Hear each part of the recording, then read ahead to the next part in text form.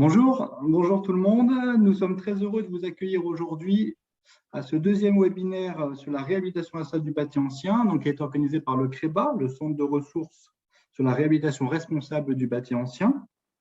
Donc, au nom d'André Slidvac, le coordinateur qui m'a confié le soin de vous faire cette introduction, et de toute l'équipe CREBA, je vous souhaite la bienvenue. Aujourd'hui, nous ferons un focus particulier sur la thématique de l'intégration architecturale des équipements énergétiques.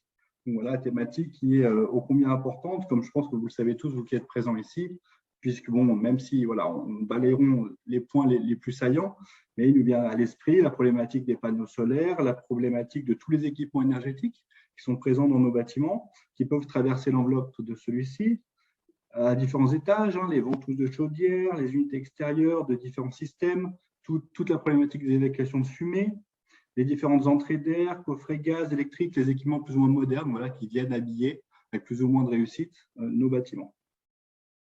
Et donc, voilà, ce thème-là sera l'objet de cette heure et demie que nous allons passer ensemble. Voilà. Cette série de webinaires s'inscrit vraiment dans cet enjeu majeur de rénovation du parc bâtiment qui est voulu par les pouvoirs publics. Et nous, au sein du CREBA, du Centre de ressources, évidemment, on prône de faire une stratégie la plus responsable possible pour préserver au maximum, évidemment, toutes les qualités de ce bâtiment. Alors, par rapport à notre séance ensemble, je vais vous demander, d'un point de vue très pragmatique, de respecter quelques règles, notamment, comme vous êtes nombreux, vous êtes inscrits, nous en sommes très heureux. Je vous demanderai effectivement de garder votre micro, votre caméra désactivée. Vous avez la possibilité, nous vous y encourageons à poser vos questions dans le chat, donc de discussion. Il y aura des temps prévus où les questions seront synthétisées et seront reprises pour nos interlocuteurs pour que vous puissiez avoir des réponses. Sachez que l'événement est enregistré et il sera disponible en replay, donc sous format vidéo. Donc, si voilà, vous ne souhaitez pas être enregistré, nous vous invitons à quitter la séance et vous aurez toujours la possibilité de regarder la vidéo ultérieurement. Enfin, à l'issue du webinaire du jour, vous recevrez un questionnaire d'évaluation que nous vous invitons à nous retourner pour nous aider à améliorer nos événements dans le futur. Voilà pour ces éléments-là. Alors, petit souci de passage des diapos. Donc aujourd'hui, le programme. Donc voilà, je suis moi-même Julien Borderon. Je suis chef du groupe bâtiment au CEREMA Est à Strasbourg et donc je participe au centre de ressources CREBA. Et donc à ce titre, je vous fais cette introduction et j'aurai le plaisir de revenir avec vous pour la conclusion de notre webinaire. Donc tout à l'heure, je passerai la parole à Madame Meniamed qui lancera un petit peu les débats. Et puis, nous aurons un certain nombre de témoignages et de présentations sous l'animation de Nathalie Pratt, architecte du patrimoine, enseignante à l'école d'architecture de Toulouse, qui aura l'occasion de présenter les différents intervenants qui nous ont fait le plaisir de bien vouloir témoigner aujourd'hui. Alors, du coup, ce centre de ressources CREBA, on a décidé ensemble finalement d'organiser ce cycle de webinaires et d'animation, notamment avec la crise sanitaire que nous vivons tous et qui ne nous a pas permis de réunir en présentiel lors d'un événement de type conférence qu'on avait prévu dès 2020. Donc, on a remplacé un petit peu cet événement par ce cycle-là. Et donc, nous nous sommes réunis le 6 mai 2021 pour des échanges déjà sur la thématique de la réhabilitation à la salle du bâti ancien. Il y a eu un webinaire le 12 octobre 2021 sur connaître les bons matériaux. Vous pouvez consulter le replay si vous le souhaitez. Nous sommes aujourd'hui donc sur bien intégrer les équipements. Il y aura un autre webinaire être bien accompagné auquel vous pouvez vous inscrire donc le 1er février 2022. Et enfin, nous vous donnerons tous rendez-vous à Toulouse, on l'espère en présentiel pour se rencontrer lors de notre conférence nationale le 29 mars 2022. Pour cette conférence, il y aura, voilà, nous allons lancer les phases d'inscription de communication dans les jours qui viennent. Donc, soyez, voilà, nous vous invitons à être attentifs à tout ça. Alors, notre centre de ressources, finalement, donc il a déjà un peu plus de 3 ans. C'est une plateforme qui est disponible sur Internet, donc l'adresse s'affiche sur votre écran, Donc, voilà, nous sommes un certain nombre de membres fondateurs de ce centre de ressources CREBA. Nous avons autour du CEREMA, de l'École nationale des arts et métiers de Cluny, de l'association Cité remarquable de France, de l'École nationale supérieure d'architecture de Toulouse, de l'association Maison Paysanne de France.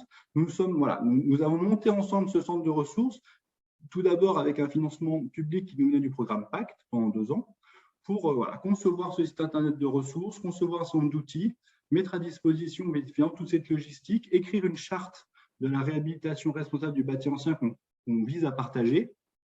Et ensuite, au-delà de cette première phase, nous avons finalement été chercher des partenariats avec pas mal de partenaires avec qui nous partageons cette vision de la réhabilitation du bâti ancien. On peut citer de façon non exhaustive l'Agence Qualité Construction, le Plan Bâtiment Durable, les parcs naturels régionaux de France et leurs fédérations, les architectes du patrimoine et leurs associations, Construction 21, l'association Efinergie, etc. Et toujours sous l'égide du ministère de la Transition écologique, ministère de la Cohésion des territoires, ministère de la Culture. Alors, les 3 piliers, et je ne serai pas long, de notre centre de ressources, donc nous vous invitons à visiter le site internet, sont aller vers une amélioration environnementale de notre parc bâti, c'est essentiel aujourd'hui, donc améliorer la performance énergétique, mais respecter les valeurs patrimoniales, les conserver, les transmettre aux générations futures, donc conserver cette dimension culturelle dans nos projets. Et enfin, évidemment, ça paraît couler de source, mais c'est quand même important de toujours avoir ça en tête, éviter les pathologies, le développement durable, la durabilité au sens propre du terme, donc voilà, préserver les éléments, éviter les pathologies, éviter les travaux malheureux, etc. Donc finalement, dit comme ça paraît évident, mais associer les 3 dimensions ensemble, ça représente un travail qui est important, qui nécessite un peu de méthodologie, qui nécessite des connaissances, des savoirs. Et nous, notre objectif, finalement, au sein de ce centre de ressources et des valeurs qu'on partage, c'est justement de partager au maximum ces connaissances et ces bonnes pratiques pour que ce soit les façons de faire qui soient massifiées et non pas les solutions toutes faites, pas toujours adaptées. Voilà, ça c'est vraiment un petit peu notre credo. Alors, voilà, donc, un des éléments forts du centre de ressources, vous le verrez si vous allez sur le site, c'est de répertorier énormément d'études qui ont été faites ces 10 dernières années et avant sur cette thématique-là, justement, de la réhabilitation du bâti ancien, les différentes techniques utilisées, les matériaux, les retours d'expérience, etc. Donc voilà, on continue ce travail-là régulièrement en ajoutant des nouvelles références. Il s'agit de mettre à disposition cette masse de connaissances assez importante au plus grand nombre. Donc, je vais m'arrêter là. Je vais vous souhaiter un bon webinaire et donc j'aurai le plaisir de vous retrouver pour quelques mots de conclusion donc à l'issue des échanges. Bonne séance à tous. Je laisse la parole à Madame Benyamed. Alors, merci Julien pour cette introduction. Donc, effectivement, avant de passer aux présentations et aux témoignages, donc, nous vous proposons un quiz avec 2 activités. Donc, à la fois pour rappeler le périmètre d'intervention de ce webinaire et revenir sur quelques éléments de définition. Donc, la première activité est une question ouverte. Donc, la question étant la suivante. Selon vous, quels sont les équipements techniques généralement présents en façade ou sur toiture pouvant potentiellement dégrader le caractère architectural d'un bâtiment? Donc, vous avez ci-dessous le lien pour accéder au quiz. Alors, attendez. Voilà, je vais essayer de le copier dans la barre.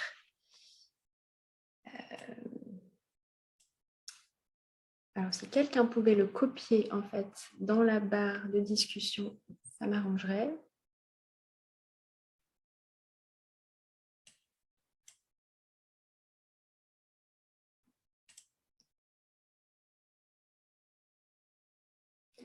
Non, je n'ai pas de réponse.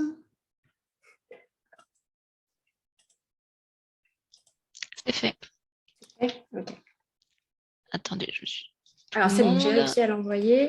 Donc, vous pouvez cliquer sur le lien. Normalement, donc, vous pouvez répondre et voir les réponses qui apparaissent au fur et à mesure et donc le nuage de mots se former. Donc, je ne peux pas partager les deux écrans en même temps, mais j'essaierai de commenter au fur et à mesure. Donc, les panneaux solaires, les unités de climatisation, en effet. Pompe à chaleur, les volets roulants, tout à fait. Coffret électrique. Je laisse encore un peu de temps pour répondre. Les ventouses de chaudière, oui, tout à fait. Visiophone, oui. Les antennes. Conduit d'évacuation, donc bien sûr, effectivement aussi les cheminées. Bon, donc ceux qui reviennent le plus souvent, c'est effectivement donc, les panneaux solaires, les unités de climatisation, volets roulants, antennes. Ok, très bien. Donc, effectivement, donc, il y a tous ces éléments qui peuvent perturber l'esthétique générale de la façade. Donc, dans le cadre de ce webinaire, nous allons aborder uniquement les équipements techniques qui sont liés à l'énergie et aux consommations énergétiques. Donc, nous n'allons pas aborder certains équipements qui ont été mentionnés dans le nuage de mots, comme voilà, les antennes, il y a aussi voilà, les boîtes aux lettres ou les enseignes commerciales. Ça ne veut pas dire qu'elles ne sont pas concernées par cette problématique de la bonne intégration architecturale, mais elles ne seront pas traitées dans le cadre de ces présentations. Elles peuvent néanmoins faire l'objet de parties dédiées dans les règlements qui sont annexés au PLU, ce qui m'amène donc à la deuxième question de ces quiz, donc une question à choix multiple qui porte sur les règles qui encadrent les travaux dans les espaces protégés.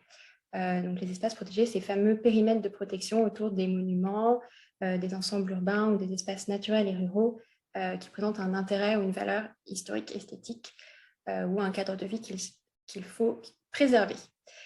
Donc, le lien pour cette deuxième question donc, est le même. Alors, je vais juste activer la deuxième question. Donc, je vous laisse répondre.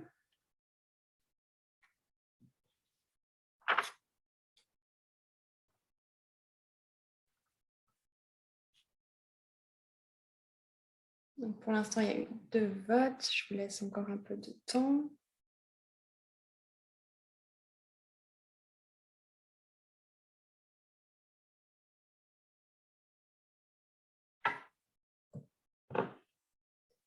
Alors, pour l'instant, donc à plus de la moitié donc pour les sites patrimoniaux remarquables, 27% pour les monuments historiques. Ça commence à s'équilibrer.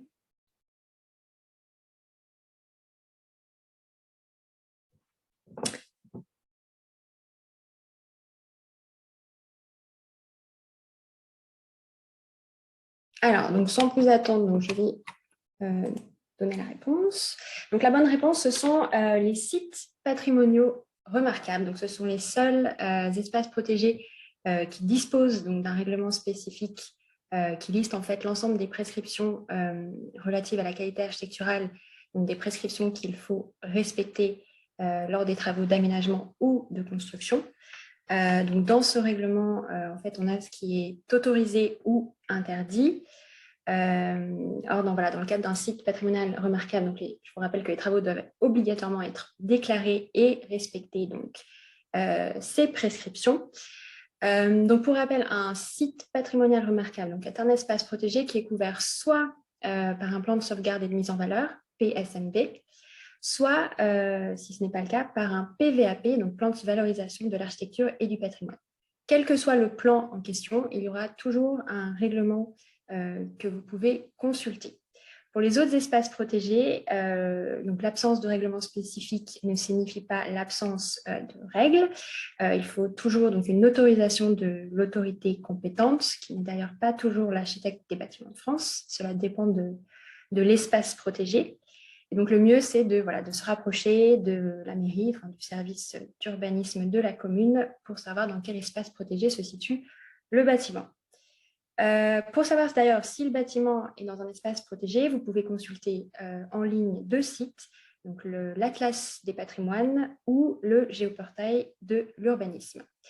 Et enfin, donc, pour en savoir plus sur les sites patrimoniaux remarquables, vous pouvez consulter donc, le site du CIREMA qui est dédié ou le site du ministère de la Culture.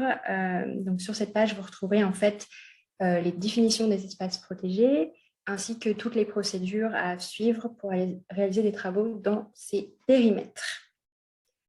Voilà, donc sans plus attendre, je laisse la parole à Nathalie Pratt pour la suite, donc pour introduire les présentations. Merci Anissa.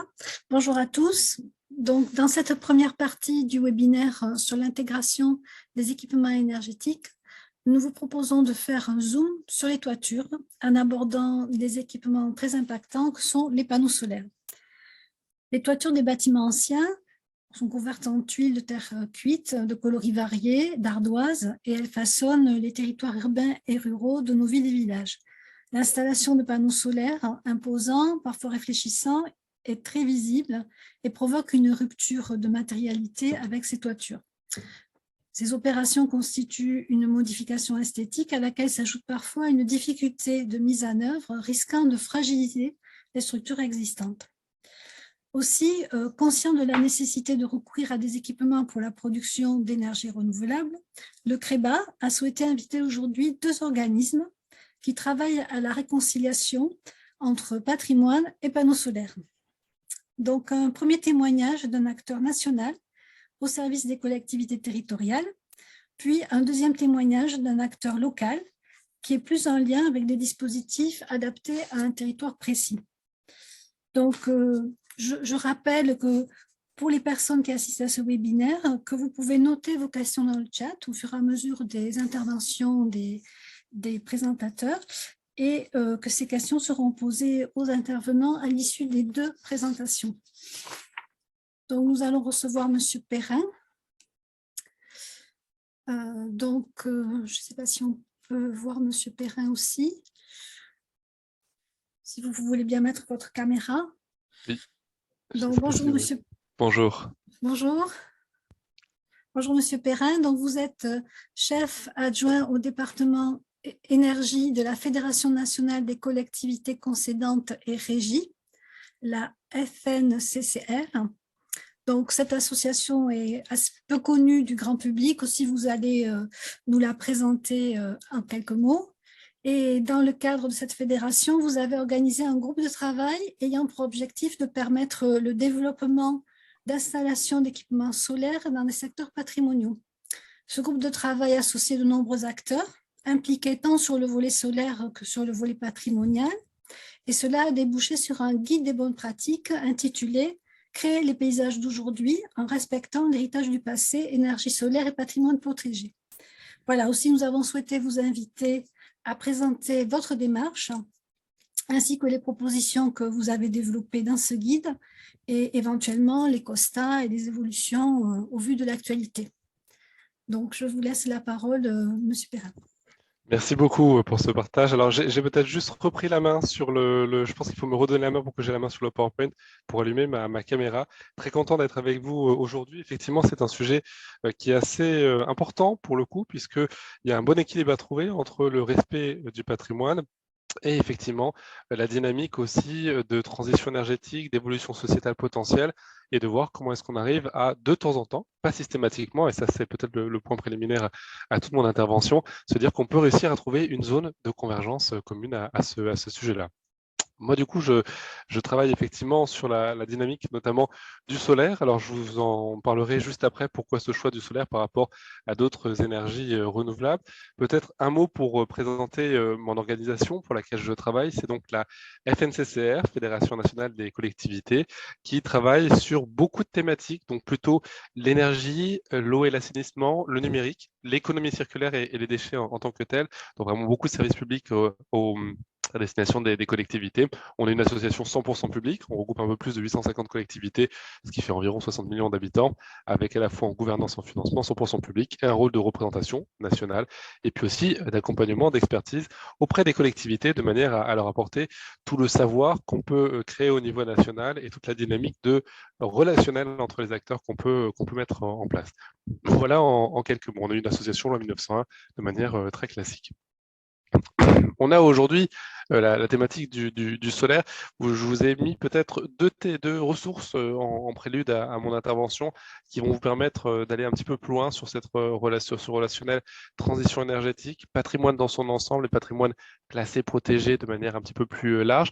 D'une part, le guide que je vais citer à au moins 2 reprises dans mon intervention de la journée, et puis également la réalisation, un accompagnement pour les collectivités sur comment est-ce qu'on analyse le potentiel solaire de sa collectivité, dit autrement le cadastre solaire, quelles sont les toitures qui sont correctement orientées de manière à permettre l'utilisation de la valorisation énergétique sous forme solaire.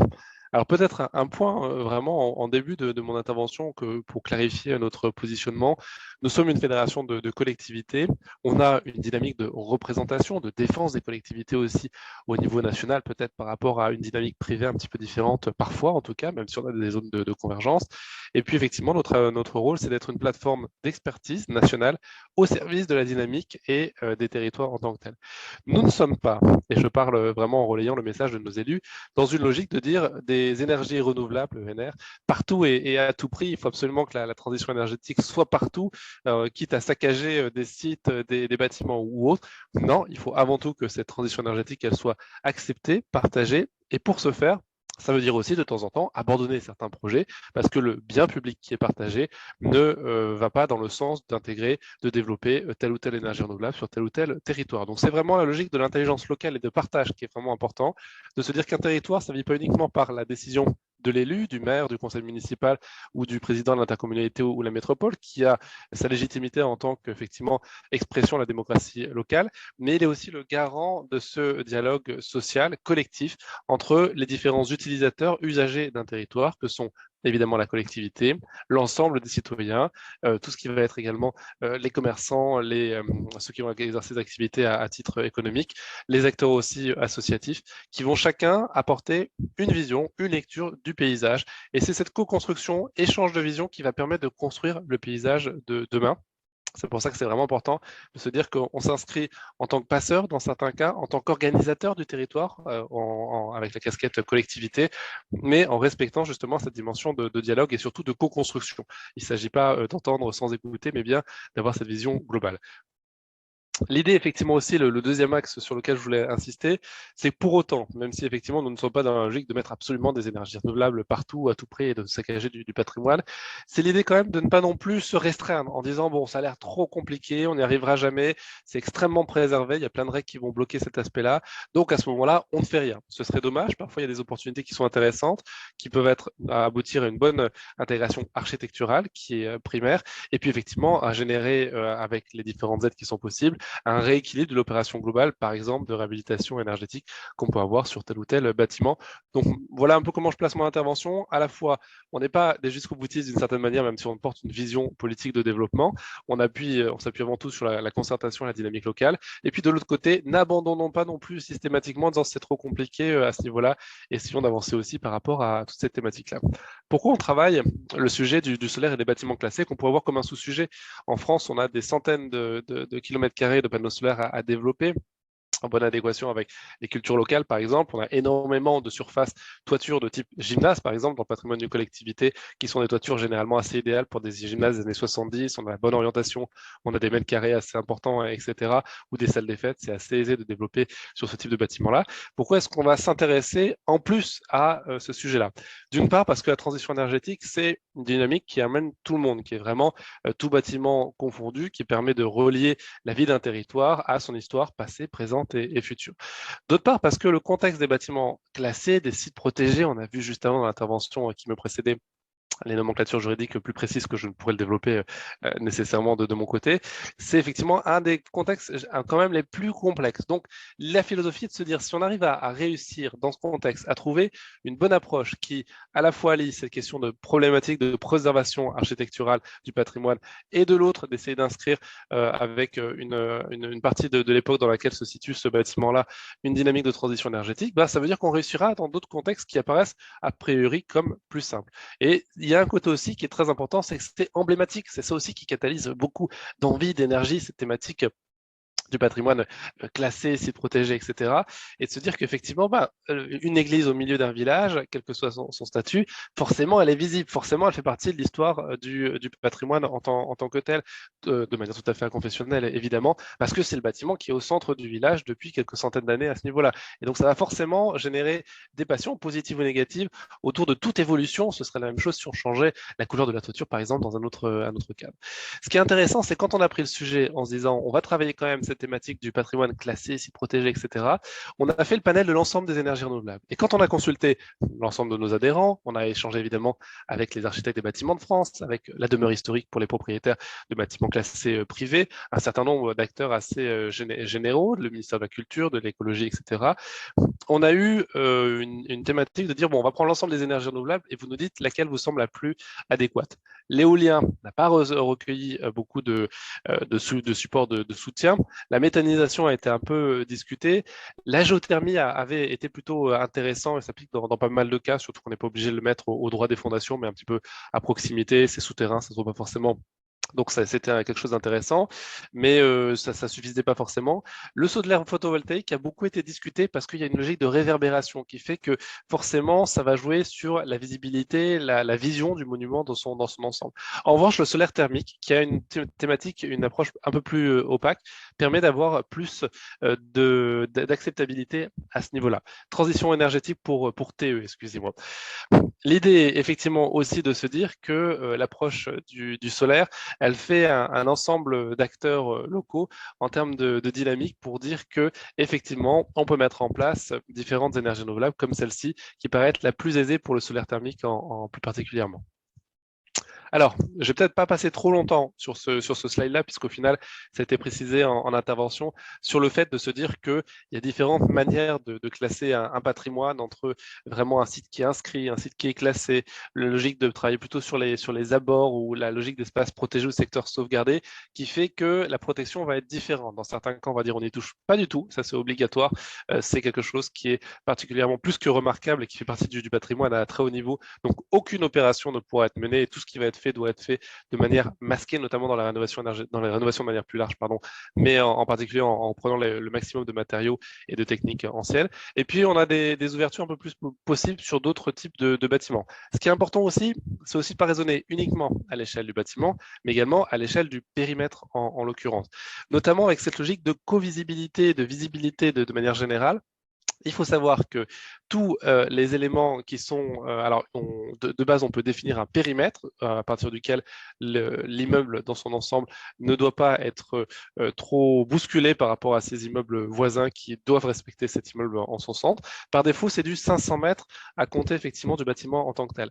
Ce qui est important aussi, c'est que le Conseil d'État, dans différentes législations, nous met effectivement en avant le fait qu'on a une dynamique autour j'ai vu la question, j'y répondrai tout à l'heure, autour effectivement de mettre que le bâtiment reste préservé à partir de tout point conformément à sa destination et son usage. Donc il ne faut pas concrètement vous mettiez une éolienne au milieu qui vienne même à quelques centaines de mètres, qui viennent masquer directement le bâtiment en tant que tel.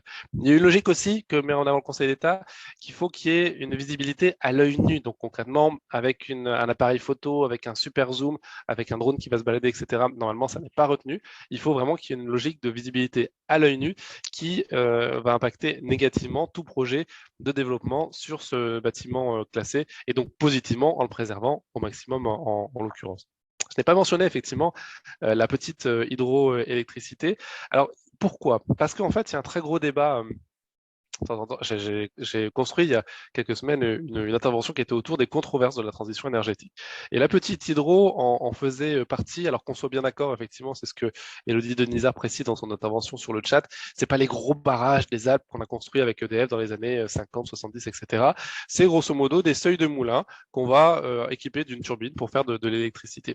Et en fait, il y a une discussion très forte entre, d'un côté, préserver un patrimoine qui est existant avec des moulins, on va mettre une turbine à l'intérieur, globalement totalement invisible en l'occurrence, et puis de l'autre côté, préserver ce qu'on appelle la continuité écologique, donc favoriser la transmission, le passage des poissons, notamment les remontées des différentes espèces, lorsqu'il y a des espèces qui sont migratoires en l'occurrence, et il faut réussir à concilier ces deux approches-là. Et le ministère, et nos textes de loi dans leur ensemble, a un peu une problématique intellectuelle qui à la fois favorise l'un, puis l'autre, puis l'un, etc.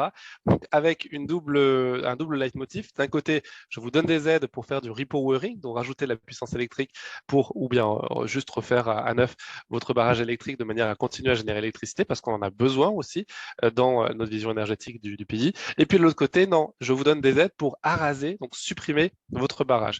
Et il y a un élément de consensus qui apparaît, et c'est pour ça que c'est très intéressant quand on dit qu'on est l'héritier on ne fait que être des héritiers, des passeurs au final entre la grande histoire et les petites histoires. Pour remonter sur le fait de la décision de dire est-ce que j'arase ou pas, il nous faut une date précise dans le temps. Alors cette date-là, c'est pas les années 50, c'est pas la révolution industrielle du 19e siècle, c'est encore plutôt, c'est à partir de la carte de Cassini. Si vous avez un moulin qui figure sur la carte de Cassini, les Cassini étant une grande dynastie de géographie, il y en a eu au moins 3 entre le milieu et la fin du 18e en l'occurrence, donc qui ont cartographié un certain nombre d'éléments en France, notamment les moulins en France, alors vous pouvez continuer à conserver votre moulin. Si en revanche votre moulin ne figure pas sur la carte de Cassini, ça va être un petit peu plus dur et l'État va plutôt vous orienter vers un arasement qu'une conservation. Donc pour beaucoup de moulins qui datent du 19e, c'est une vraie problématique à ce niveau-là. Mon propos dans le guide, et vous pourrez le retrouver de manière beaucoup plus détaillée, hein, l'idée de mon intervention, on a beaucoup parlé avec les organisateurs, n'était pas de vous donner une analyse juridique extrêmement précise de dans quel cas est-ce qu'on porte telle action sur le solaire, dans tel autre cas c'est plus difficile ou non. Ce qu'il faut retenir, c'est qu'effectivement, comme je vous disais, il y a différents types de catégories de bâtiments classés, patrimoniaux, de sites dans leur ensemble qui vont impliquer différents textes juridiques, qui vont faire que c'est plus ou moins facile à ce niveau-là, qu'on a eu la loi Elan de 2018 qui est vraiment venu fortement impacter cette approche-là. D'accord. Excusez-moi, j'ai un petit chat. Donc du coup, je vais accélérer un tout petit peu. Et donc du coup, qui vient... Alors, cette loi Elan, elle a été l'objet de beaucoup de discussions pour le coup. Ce qu'on peut retenir dans les éléments assez positifs, c'est qu'elle va appuyer sur le fait qu'il faut concerter, échanger le plus en amont possible du projet.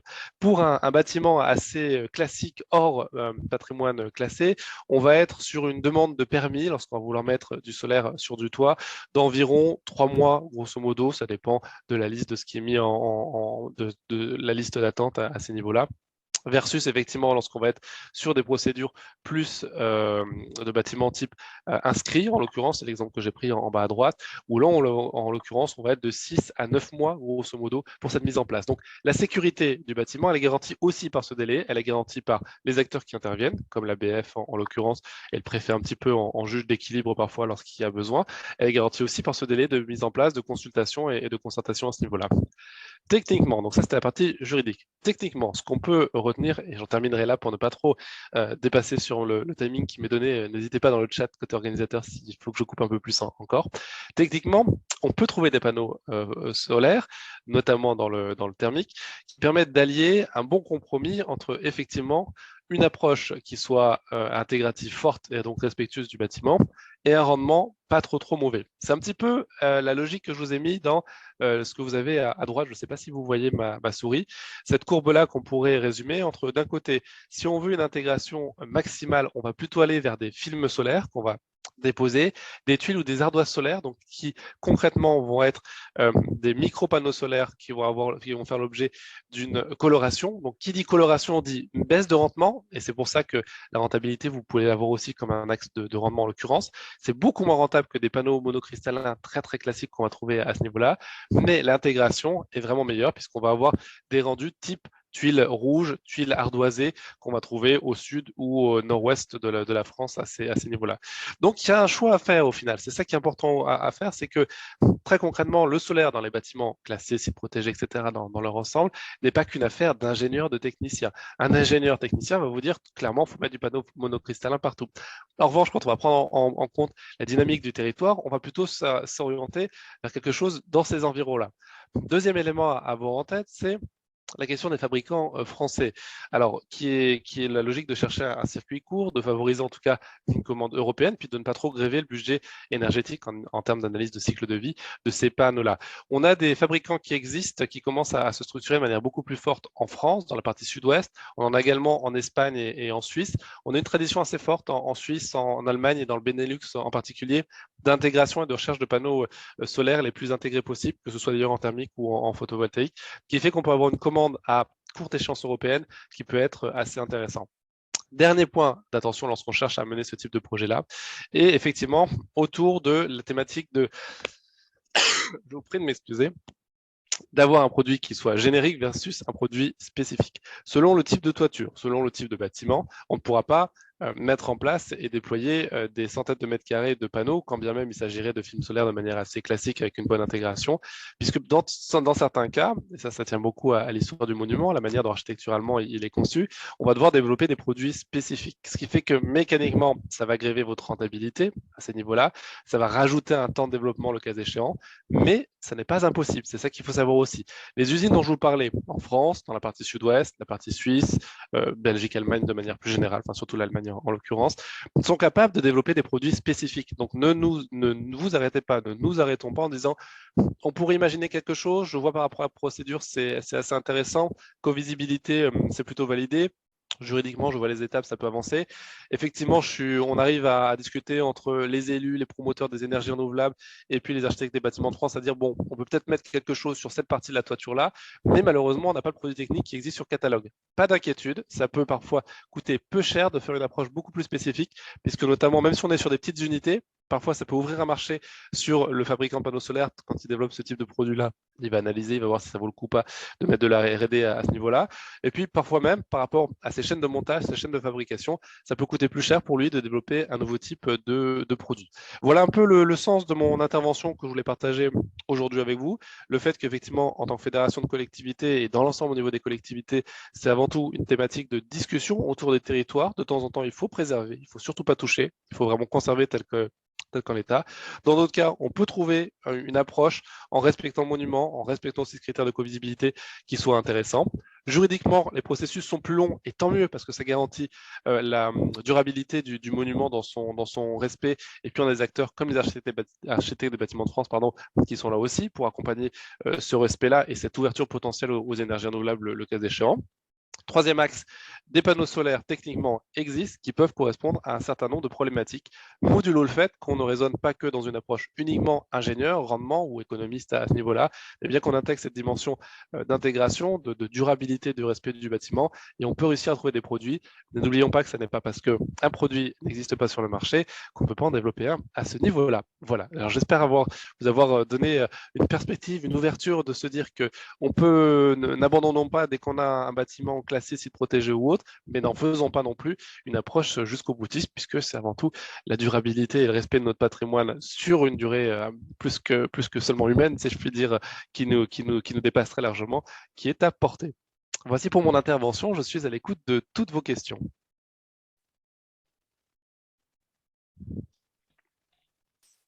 Pour les questions, on les prendra plutôt en fin de séquence. Nathalie, je te propose de reprendre la parole. Alors j'ai oublié effectivement, je pense, de signaler qu'on avait 11 propositions, merci pour repasser le slide suivant, 2 slides avant, qui rappelaient un peu ce qu'on proposait, excusez-moi Nathalie, ce qu'on proposait du coup sur comment est-ce qu'on arrive à favoriser cette intégration-là. Vous la trouverez dans le guide. Ce qu'on peut bien, si je la résume, c'est vraiment ma phrase qui est mise là, plus on travaille ensemble en amont au maximum, plus on travaille ensemble en co-construction, en échangeant de manière régulière, plus on arrivera à un succès qui permettra à tout le monde de sortir par le haut d'un certain nombre de problématiques, que ce soit en développant une ENR ou au contraire, en revanche, en disant bah non, c'est pas le lieu, ne poussons pas, regardons plutôt ailleurs, il y a sans doute d'autres sites à investiguer à ce niveau-là. Alors j'ai vu qu'il y avait des questions en chat, est-ce que vous voulez que j'y réponde? Pardon, allez-y. On avait prévu de répondre plutôt aux questions À toute sur fin, le après les solaire, interventions. sur les panneaux Très bien. photovoltaïques à la fin des 2 interventions. Donc, je vois Très bien. qu'il y a déjà des questions dans le chat. Et donc voilà, c'est bien peut-être de mutualiser aussi entre les 2 intervenants. Et c'était un petit peu l'idée d'avoir 2 interventions qui sont complémentaires. Hein, voilà. Donc, tout d'abord, merci pour cette présentation très, très ouverte et qui donne un tableau assez large. Donc, pour poursuivre cette exploration sur la recherche de solutions engageant la transition énergétique et respectueuse du bâti ancien, sur le solaire, nous vous proposons de nous intéresser à une démarche complémentaire maintenant. Une démarche, là où nous avions un acteur national, dont nous avons demandé maintenant un témoignage d'un acteur local avec justement une approche très contextuelle et adaptée à un territoire particulier. Donc, c'est pour ça que nous avons demandé à Mathieu Laribe, qui est directeur du Conseil d'architecture, d'urbanisme et d'environnement du CAE du Lot, de bien vouloir présenter l'action qui a été menée avec le parc naturel régional des Cosses du Quercy. Donc, voilà, Mathieu Laribe va apparaître là, je pense, pour nous rejoindre. Et donc, Monsieur Laribe, vous avez initié une démarche qui est très liée à ce contexte local du PNR des Cosses du Quercy.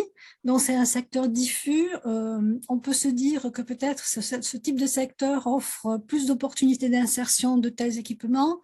Il y a aussi peut-être plus de demandes. Et vous allez nous dire ce qui a motivé la rédaction d'un guide qui est une charte avec quels acteurs aussi vous avez travaillé. Donc, ce guide s'intitule « Concilier production d'énergie solaire et préservation du patrimoine sur les Cosses du Quercy » et il est à destination des particuliers. Voilà, donc je vous donne la parole. Merci. Est-ce que vous m'entendez? On vous entend, mais on ne vous voit pas. Alors, je n'arrive plus à activer ma caméra, en fait. Ah. On va pouvoir peut-être... on peut avancer et puis on essaye de régler ce problème technique en parallèle. Ouais, merci. Bien, bonjour à toutes et à tous. Donc, je vais vous présenter un travail qu'on avait réalisé avec le parc, pour le compte, on peut dire, du parc naturel régional des Cosses du Quercy. Alors, ce que je vais vous présenter, en fait, c'est l'aboutissement de ce travail qui est un guide, en fait, qui est à destination des particuliers. Puisque à l'époque, donc on était en 2018-2019, le PNR souhaitait, dans le cadre de son plan climat-énergie territoire, favoriser la mise en place de panneaux photovoltaïques chez les particuliers, notamment en proposant une possibilité d'achat groupé, en fait, des panneaux pour diminuer le coût d'investissement de l'installation. Et donc, c'est rapidement posé dans le conseil syndical et les commissions urbanisme et aménagement du parc la question, effectivement, de la perception et du paysage concernant ces panneaux. Et donc, on a fabriqué ce petit guide. Alors, par rapport à ce que disait l'intervenant précédent, on est bien dans l'enjeu ici, si vous voulez, de savoir comment, collectivement, on passe, même si on intervient avec des particuliers ici, mais comment on passe d'une production d'énergie qui était très centralisée à une production qui va être très répartie et donc qui impose de faire bouger et en tout cas de faire évoluer, d'accompagner l'évolution de nos paysages. Alors, juste, je n'arrive pas à faire suivre mes diapos. Ça y est. Alors, juste peut-être avant de démarrer donc le CAU rapidement, donc nous, on est une association qui remplissant des missions de service public qui ont été créées par la loi sur l'architecture, donc qui est la loi du 3 janvier 1977. Et donc, à ce titre, on conseille à la fois les collectivités et les particuliers sur tout projet d'aménagement, de restauration ou d'aménagement de terrain. Et donc, on a un partenariat avec le parc et au CIE, donc il y a des paysagistes, des urbanistes et des architectes. Et on travaille de façon collégiale en fait sur ces questions-là. Cette plaquette a été réalisée par les paysagistes de l'équipe avec l'appui ponctuel des architectes. Alors, juste pour vous resituer le contexte par rapport notamment à l'intervention précédente où on a parlé effectivement des monuments historiques. Donc, dans le Lot, on a beaucoup de monuments, de sites protégés. De mémoire, il y a autour de 450 monuments classés. Il y a presque une centaine de sites protégés. Je ne parle pas non plus des SPR. Hein, il y en a un certain nombre aussi dans le département. Sauf que ce patrimoine-là, donc, qui est très emblématique, on verra support d'activité touristique, c'est un peu l'arbre qui cache la forêt, parce qu'effectivement, le patrimoine, il est partout dans les villages, puisqu'on est un département, notamment le territoire du parc, donc, qui a connu des dynamiques de développement qui ont été très ténues depuis longtemps, et donc on a un cadre bâti et paysager qui est très préservé. Donc voilà, par exemple, un village donc, sur le territoire du parc, donc il y a vraiment un caractère très, très préservé, qui n'est protégé par aucun périmètre de monument historique, qui néanmoins a de forts enjeux de préservation patrimoniale. Alors pourquoi on s'intéresse à cette question du patrimoine, qu'il soit architectural ou paysager? Dans le Lot, effectivement, le paysage fait partie d'une de nos ressources économiques principales, hein, notamment à travers le tourisme, bien sûr, avec des pratiques qui sont plus proches des territoires. Hein. Je pense notamment à la randonnée, donc qui est une pratique qui est la pratique phare du département, et puis la visite de villages et des villes, des sites urbains patrimoniaux, qui est la deuxième pratique phare en fait du tourisme dans le département. L'autre élément, c'est qu'effectivement, on a de nombreuses aussi productions labellisées qui s'appuient sur la qualité des paysages et du patrimoine pour les valoriser du point de vue économique. Je pense notamment au vignoble de Cahors qui a développé une stratégie œnotouristique qui, dans sa promotion, n'est pas fondée sur le vin, mais qui est fondée sur le paysage et le patrimoine architectural. Alors, d'où l'idée de mettre à disposition en fait des particuliers. Alors, c'est un petit guide qu'on peut utiliser, qui est distribué par le parc, hein, par nous-mêmes aussi, et qui est utilisé dans le cadre des permanences de conseils particuliers qu'assurent les architectes du CE sur l'ensemble du territoire du département et notamment sur celui du parc.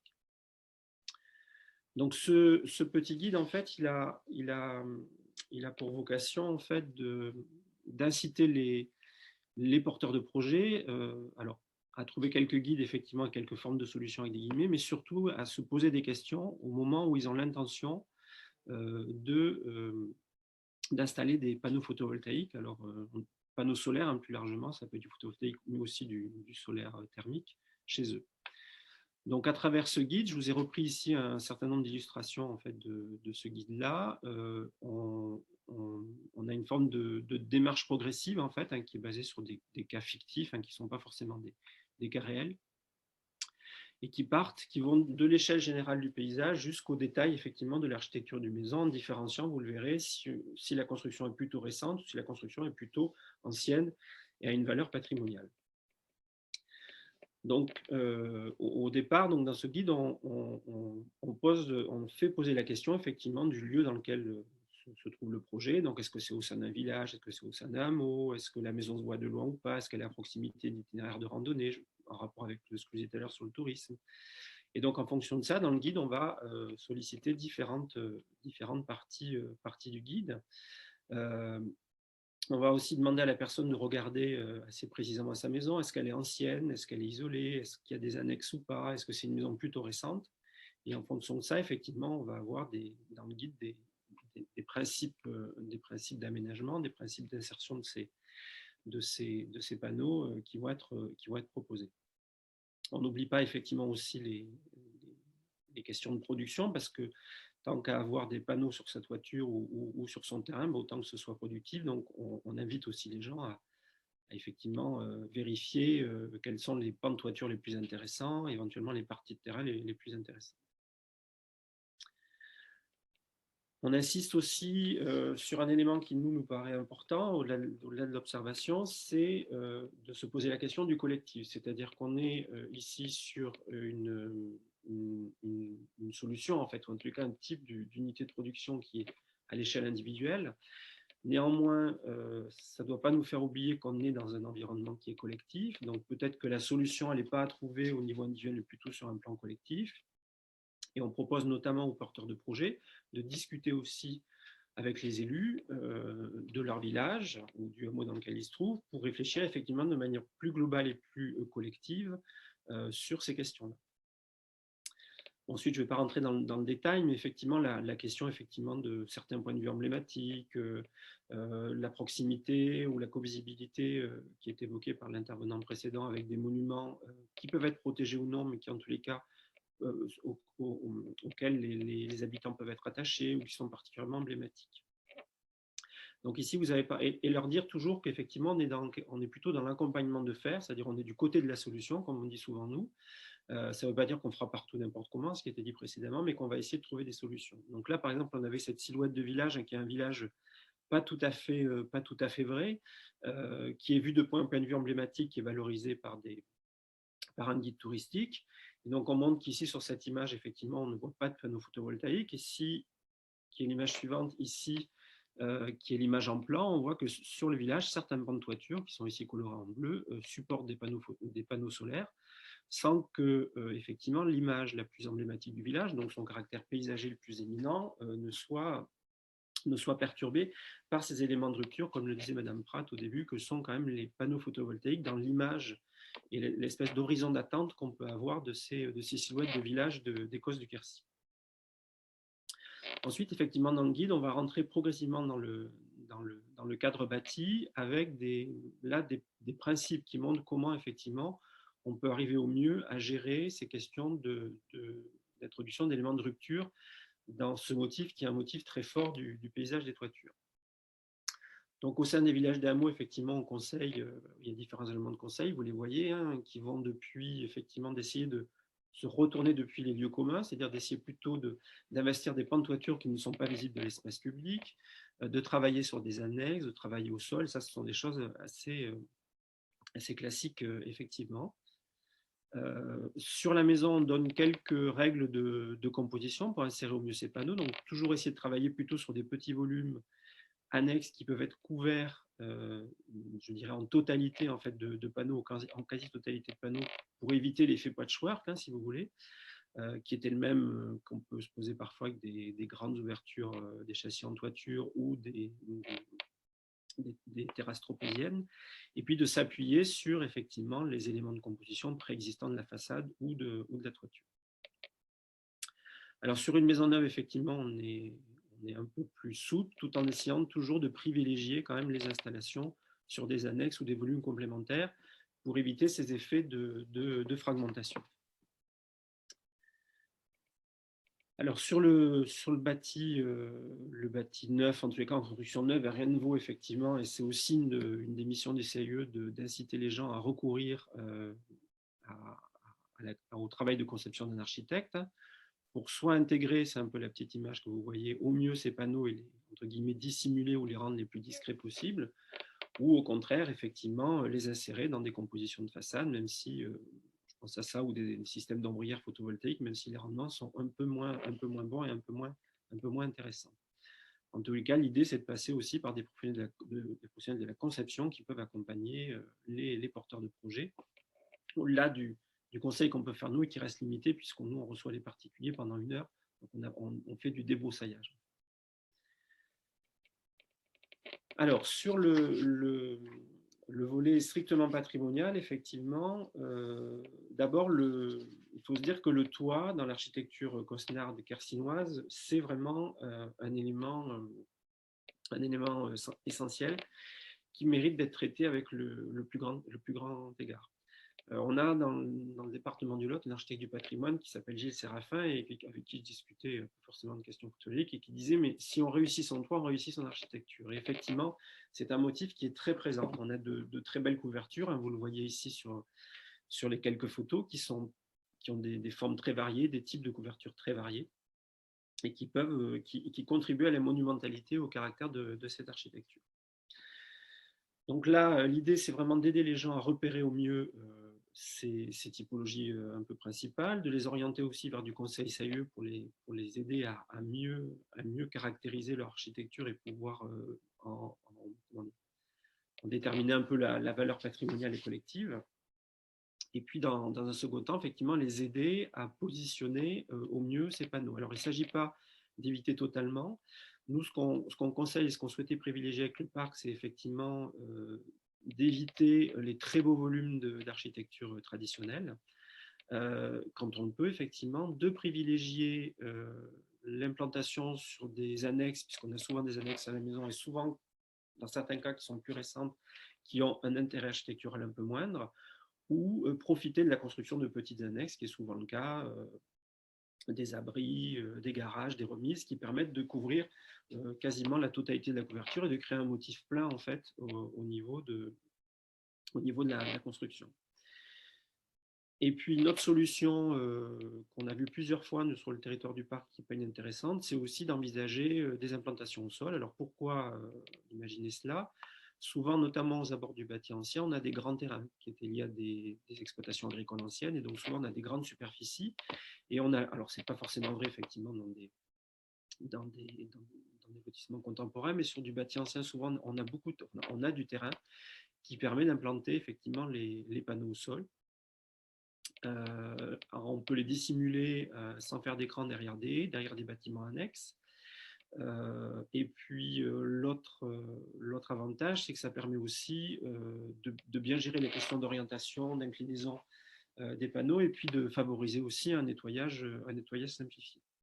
Alors en surface, c'est pas énorme, ça équivaut à la surface d'un potager de taille moyenne. Donc voilà globalement ce qui est abordé dans le guide, avec l'idée aussi que les particuliers peuvent s'appuyer effectivement sur des structures de conseil publiques qui sont à leur disposition, dans les conseils indépendants, donc le SAIE bien sûr, l'architecte des bâtiments de France, qui peut aussi, au titre UDAP, alors conseiller les particuliers en périmètre mais hors périmètre, le parc sur les questions effectivement énergétiques, et puis l'agence locale de l'énergie, Quercy Énergie, alors qui à l'époque était Espace Info Énergie, qui n'y est plus puisque ça n'existe plus, mais qui peut aussi apporter son regard et avoir une vision la plus globale possible, ce qui était dit aussi par l'intervenant précédent. Donc voilà très rapidement le contenu et la philosophie un peu de ce guide. Alors ce guide, on le distribue dans le cadre des conseils aux particuliers, quand on a des porteurs de projets qui évoquent ces questions de panneaux photovoltaïques, et pas seulement à l'échelle du parc, parce que vous l'avez compris, ce document il est utilisable effectivement sur d'autres secteurs. Les propos et le principe sont quand même assez généraux. Je vous remercie.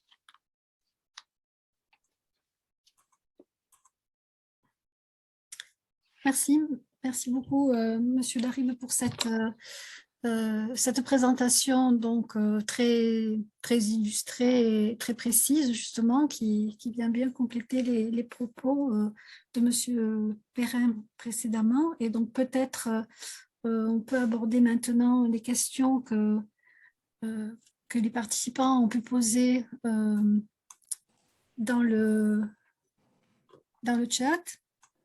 Anissa, si tu as... Alors, tout à fait. Donc, je demandais à... Donc, il y avait 3 questions. Donc, si M. Perrin et M. Laribe peuvent activer leur caméra. Alors, donc, il y avait une question plutôt technique donc sur les panneaux solaires, de savoir si, dans le cas où un architecte des bâtiments de France demande à ce qu'il n'y ait pas de raccord de toiture, ce qui suppose en fait d'avoir recours à des demi ou des quarts de panneaux pour créer une trame complète de rive à rive ou de faîtage à égout. Est-ce que vous avez connaissance de professionnels qui développeraient ce type de produit? Alors, on a un certain nombre de fabricants français du coup de panneaux solaires. Je pense à Systovi, à Voltec, à Ediliance. Je vous les remettrai dans le chat pour prendre le temps de les googliser après de votre côté. Et effectivement, c'est cette question de faire le lien avec le côté fin fêtage ou autre. Généralement, on met une logique de faux panneaux solaires. Je crois que c'est ce que disait l'intervenant d'ailleurs pour le coup. ce qui est effectivement intellectuellement peu satisfaisant, mais architecturalement parlant, pardon, j'ai un petit peu encombré, vous l'entendez, qui favorise une meilleure intégration. Donc, on n'a pas d'autre solution pour le moment en termes de produits existants sur le marché, à ma connaissance en tout cas. Merci. Alors ensuite, il y avait une question type sur les arguments clés à développer auprès d'un architecte du bâtiment de France s'il refuse donc les panneaux solaires dans le périmètre précis que sont les abords des monuments historiques. Alors, les arguments sont vraiment au cas par cas à chaque fois. C'est vraiment cette question de la visibilité qui est mise en place par l'architecte des bâtiments de France. Du coup, donc bien de prendre le temps d'aller avec lui sur le terrain pour discuter de cette visibilité en question. Donc, c'est un point qui est assez central. Ensuite, en termes d'arguments, il y en a un certain nombre, parmi lesquels celui économique. Mais alors, attention, il ne faut pas que l'argument économique vienne être mis en avant de manière très brutale. Je vais vous donner un exemple où j'avais un promoteur. C'est juste, Anissa, combien de temps on a pour répondre pour pas que je déborde trop, parce que je peux être très bavard, c'est pour ça. N'hésitez pas à me couper.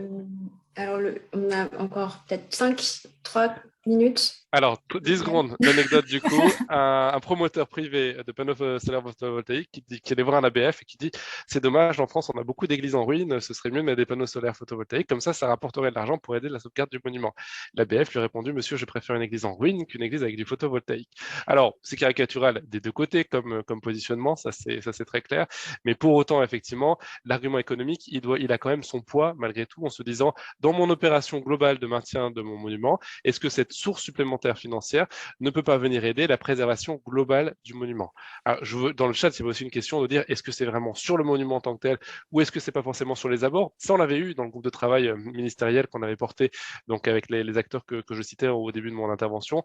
Et effectivement, le fait de mettre par exemple sur les communs, de mettre sur un certain nombre d'éléments à proximité du monument en tant que tel, c'était plus facilement accepté, y compris de la part de personnes qui sont vraiment très très protectrices, et c'est pas forcément négatif quand je dis ça, bien au contraire, vis-à-vis de certains monuments, de dire que là, il peut y avoir une zone de discussion plus favorable que sur le monument en tant que tel, même si généralement la surface des communs est moins importante que la surface des bâtiments centraux en tant que tel. Donc en termes de rendement, c'est pas la même chose. Mais comme je dis, c'est vraiment mon graphique que je vous ai mis un petit peu à la main, grosso modo, ce compromis entre rendement économique et technique et ce côté effectivement intégration, c'est vraiment le choix qu'il faut faire et la bonne solution est un petit peu entre les deux.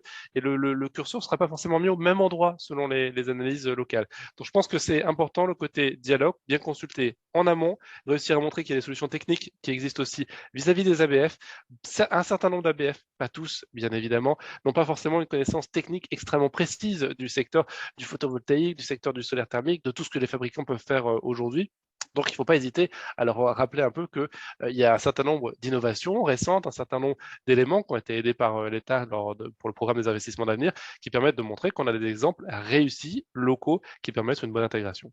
Mais comme là, je suis désolée que M. Larime n'ait pas sa caméra, donc du coup, c'est difficile pour lui aussi d'intervenir. Mais enfin, quand même, sur ce sujet-là, eux, ils ont fait… on voit bien que l'approche, elle est vraiment globale, comme vous le disiez, plus à l'échelle d'un ensemble, d'un territoire, et pas uniquement sur un bâtiment. Et c'est peut-être là aussi où il y a une cohérence à chercher. Je ne sais pas, M. Larime, si vous voulez dire un mot sur ça. Justement, par rapport à ça, moi, il me semble que, y compris sur les aspects économiques, hein,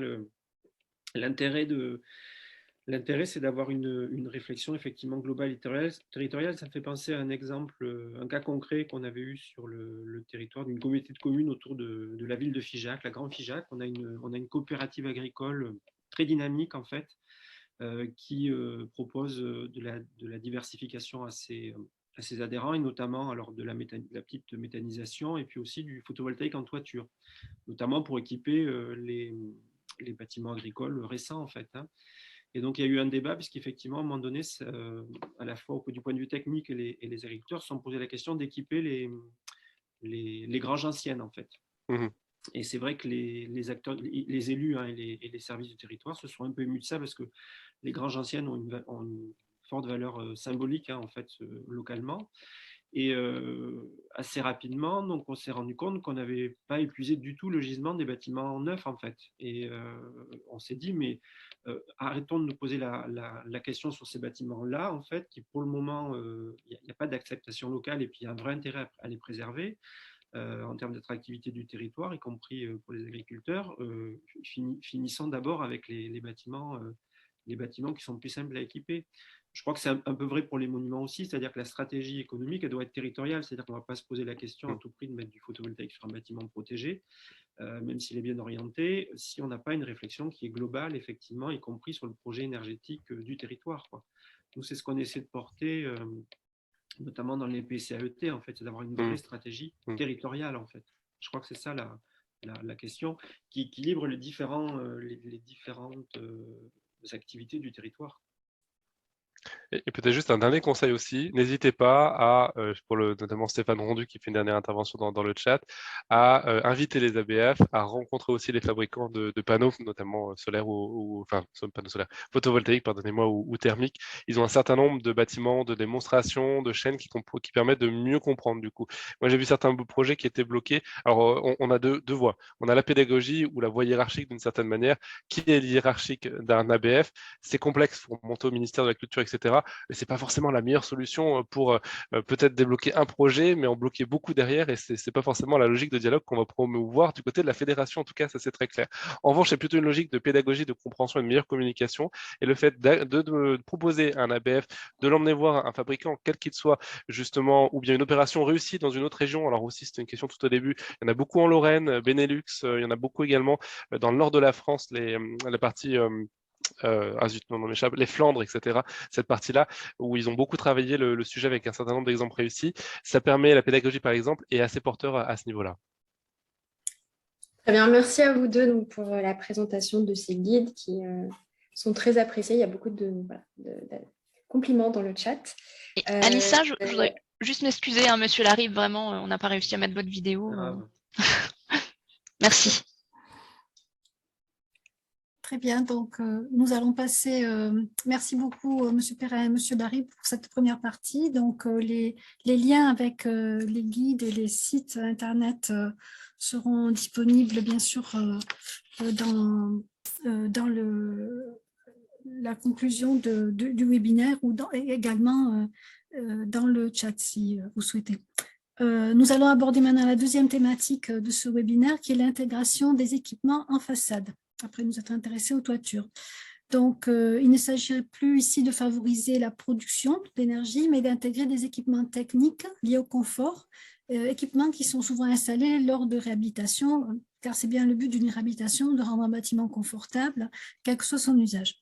Donc, cela va des petits éléments qui peuvent apparaître en façade, tels les ventouses de chaudière, à condensation, ou des éléments plus conséquents que sont les coffrets pour les réseaux d'électricité et de gaz. Et on pense également aux unités extérieures des pompes à chaleur.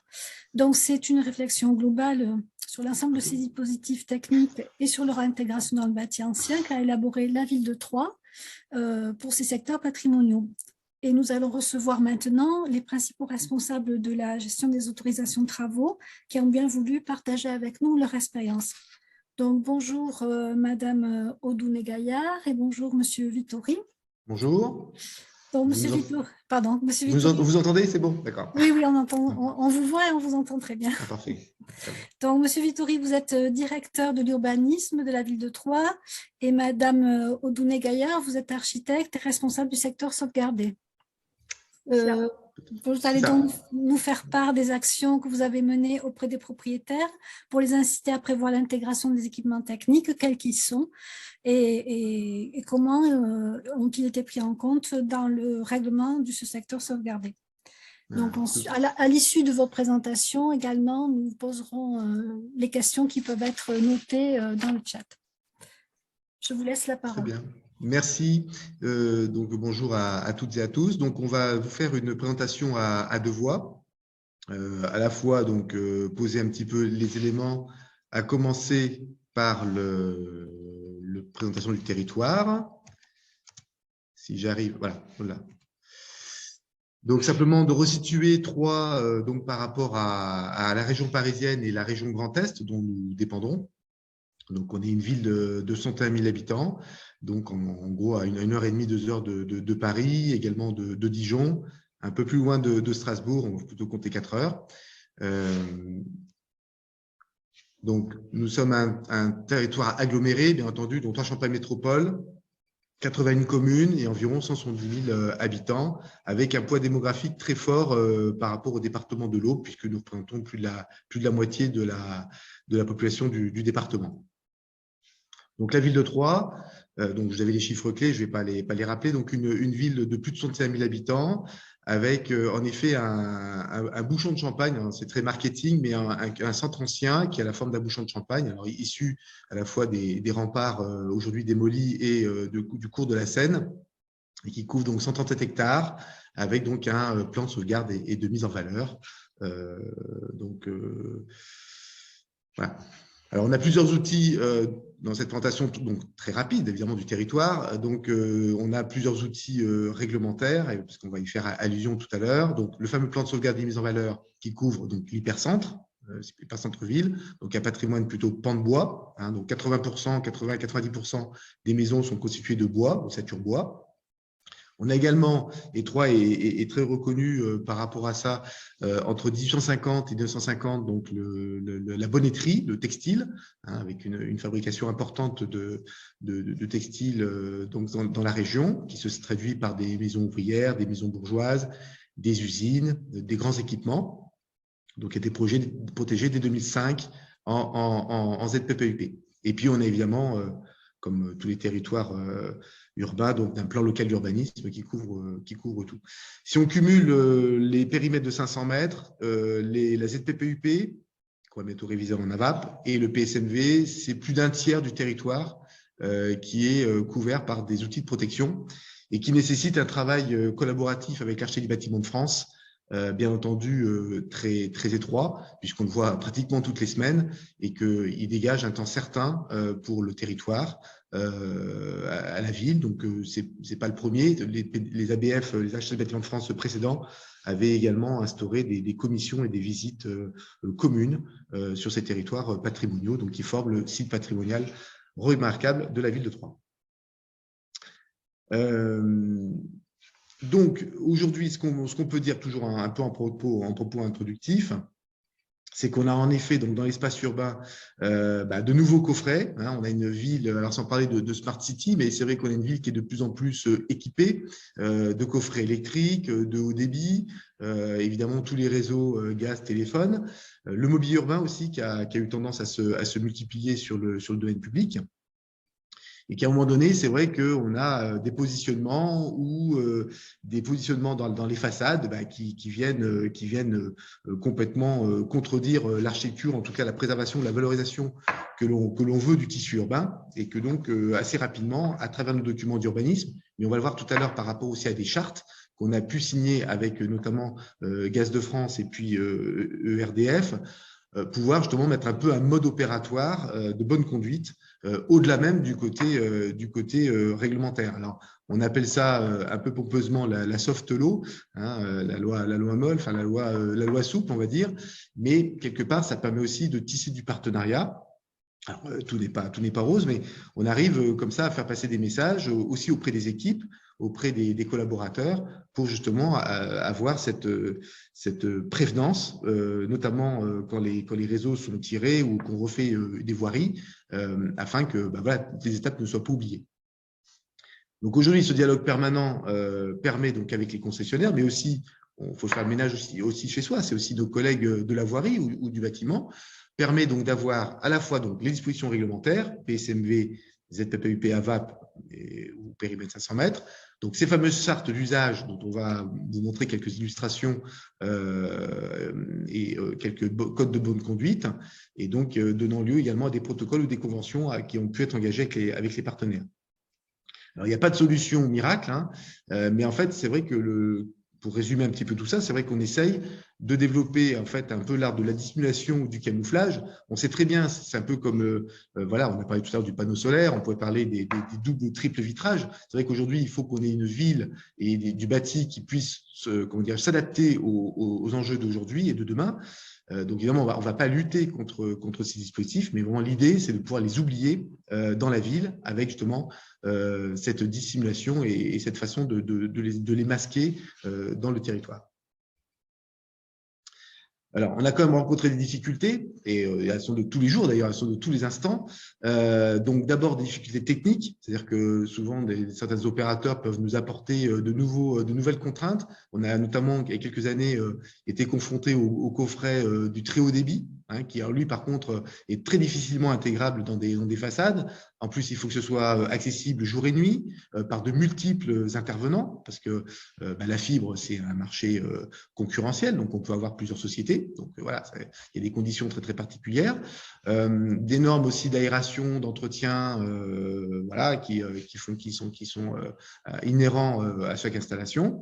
Et puis, on va en parler un petit peu tout au long de la présentation, aussi la question de la prise en charge, qui paye quoi par rapport à l'intégration, puisqu'on a affaire à des concessionnaires, on a des entreprises, on a des propriétaires, et tout ça, des fois, c'est un petit peu compliqué de savoir qui étudie, qui pose et comment c'est financé. Ça, c'est vrai que c'est aussi quelquefois une petite difficulté. Alors, juste avant de passer sur des images un peu de référence, en tout cas de bons exemples, on s'est essayé un petit peu de serrer un petit peu les codes qu'on a pu essayer de mettre en place, en tout cas les petites techniques qu'on a pu partager avec soit les pétitionnaires, soit les concessionnaires. Alors notamment donc sur le domaine public, quand on est sur des voiries en centre ancien ou en tout cas en site patrimonial remarquable. Donc comment intégrer au moins visuellement les coffrets techniques qui sont liés par exemple à des armoires à feu, des armoires à très haut débit qui ne peuvent pas être intégrées dans des bâtiments. Donc là, on essaie de travailler aussi sur une notion de perspective entre des rues principales et des rues annexes, de travailler sur des alignements d'arbres où on peut venir des fois cacher un coffret technique entre deux arbres, par exemple. Aussi, il y a l'aspect touristique, entre guillemets. C'est vrai qu'on a aussi des voiries ou des espaces piétons touristiques qu'il faut essayer un petit peu de préserver. Voilà, donc c'est un peu quelque part aussi du bon sens qui conditionne un petit peu notre réaction et notre travail au quotidien avec l'ABF. Comme aussi à certains endroits, des fois regrouper plusieurs coffrets techniques, parce qu'on peut avoir des coffrets pour un certain réseau, et puis on peut avoir 2 ans ou 3 ans après un autre coffret à intégrer. Donc voilà, on peut aussi jouer peut-être le regroupement de certains coffrets, notamment dans des espaces verts, plutôt d'aller chahuter le trottoir d'en face. Voilà. On a aussi, alors ça par contre, on n'a pas vraiment de solution, c'est tout ce qui est la pose de fil aérien. Tout malheureusement n'est pas encore enterré, et c'est à l'occasion évidemment de réflexions de voirie qu'on s'oblige à enterrer les réseaux. Donc là aussi, ça devient vraiment très compliqué, notamment sur le très haut débit. Certains comment dirais-je, concessionnaires n'hésitent pas à poser de nouveaux supports sur des bâtiments, d'ailleurs sans forcément autorisation des propriétaires. Donc là, on a quelques petits sujets avec certains qui posent donc ce type de réseau. Et puis, de manière générale, et ça c'est encore une réflexion qu'on avait dernièrement avec l'Architecte des Bâtiments de France, c'est de dire à un moment donné, attention à la prolifération des panneaux, alors panneaux indicateurs, mais également donc ce type d'armoire ou petites armoires électriques qui vont venir, par exemple, alimenter une borne d'information ou choses comme ça, parce que voilà, le domaine public finit par être truffé de ces dispositifs. On n'y prend pas garde, et ça aussi, c'est quand même un sujet de tous les jours. Alors, nous, on va se concentrer plutôt sur l'intervention sur les bâtiments, puisqu'en effet, donc, on a bien sûr des plans de sauvegarde des mises en valeur qui gèrent également l'espace public. Et bon, comme j'ai dit, on ne peut pas non plus ne pas mettre du coffret haut débit ou une armoire à feu, ça sera un peu compliqué. Par contre, là où on a peut-être plus les coups des franges, et c'est là-dessus qu'on a pu signer donc des chartes avec les concessionnaires, c'est évidemment toutes les interventions sur les bâtiments pour oublier ces fameux coffrets techniques, donc gaz, électricité principalement. Mais également, et ça on le voit de plus en plus apparaître avec les climatiseurs ou les packs RR, des dispositifs de plus en plus gros qu'on va retrouver notamment dans les étages. Et donc de se dire à un moment donné, il faut pouvoir les camoufler, soit dans les sous-sols, soit en effet derrière des fausses fenêtres ou des ventelles. Voilà. Donc ça, c'est vraiment le cœur de notre action, et c'est là où on arrive à avoir des résultats assez significatifs dans la mesure où tout le monde se met autour de la table et qu'on arrive à s'entendre avec les propriétaires. Donc, dans ces solutions et donc ces chartes que nous avons signées, donc on a un peu une charte de bonne conduite. Alors, j'ai mis quelques règles sur le côté droit, donc notamment poser les coffrets en retrait des façades, notamment pour pas avoir toutes les fenêtres, les volets PVC de ces petits coffrets, et ben, du coup en premier plan. Donc, toujours pouvoir les masquer par une seconde porte qui va être en métal ou qui va être en bois. On va voir les exemples. Pouvoir donc utiliser aussi des petits espaces comme des soupiraux ou justement des fausses fenêtres pour justement venir camoufler des dispositifs, alors des fois plus importants, hein, notamment je pense à la ventilation. Et puis donc en effet, quand des fois on a quand même des gros dispositifs qu'on ne peut pas, notamment à l'échelle d'une petite copropriété, là on est peut-être sur des installations plus grosses, et ben on va essayer d'imaginer des espèces de boîtes en bois ou de masques un petit peu à claire-voie ou en ventelle pour pouvoir les camoufler sous un escalier ou sur un fond de cour. Voilà, on ne pourra pas contourner, on ne pourra pas tourner autour, mais au moins on va essayer de les oublier quand on sera amené à fréquenter des espaces de cours.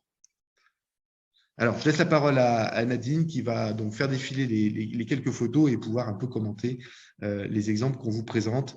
Donc, on a remis des photos un petit peu générales du bâtiment et puis donc des zooms sur les intégrations qu'on a réussi à financer, en tout cas à faire passer auprès des opérateurs. Oui, bonjour. Donc, effectivement, la première des choses, c'est qu'on s'appuie sur le règlement du secteur sauvegardé qui indique que tous les coffrets doivent être encastrés. Ils ne peuvent pas être ensaillés sur la façade. Donc après, effectivement, c'est du cas par cas. Ça dépend de l'architecture, ça dépend des structures de l'immeuble.